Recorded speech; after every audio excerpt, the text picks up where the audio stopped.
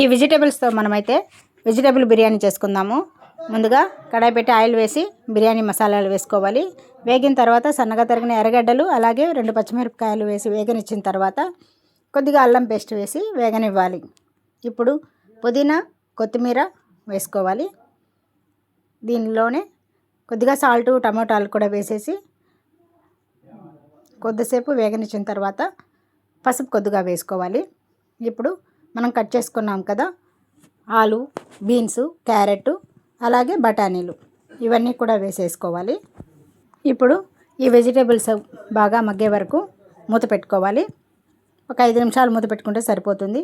ఇప్పుడు కొద్దిగా కారము అలాగే గరం మసాలా కొద్దిగా, చికెన్ మసాలా కొద్దిగా వేసుకోవాలి. 1 కప్పు పెరుగు కూడా వేసేసి ఒక 2 నిమిషాల పాటు ఫ్రై చేసుకోవాలి. ఇప్పుడు బాస్మతి రైస్కి 1 గ్లాస్కి 1.5 గ్లాసు నీళ్ళు చొప్పున వేసుకోవాలి.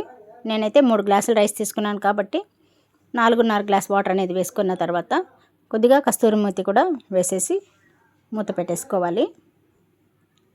ఇప్పుడు ఈ వెజిటేబుల్స్ అంతా కూడాను బాగా ఉడికిపోయినాయి.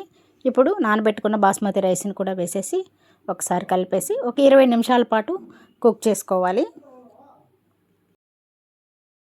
ఇప్పుడైతే 20 నిమిషాలు అయితే అయిపోయింది. రైస్ అయితే బాగా కుక్ అయిపోయింది. ఇప్పుడు కొద్దిగా కొత్తిమీర అలాగే నెయ్యిని కూడా యాడ్ చేసేసుకుంటే టేస్టీగా ఉండే వెజిటేబుల్స్ బిర్యానీ రెడీ.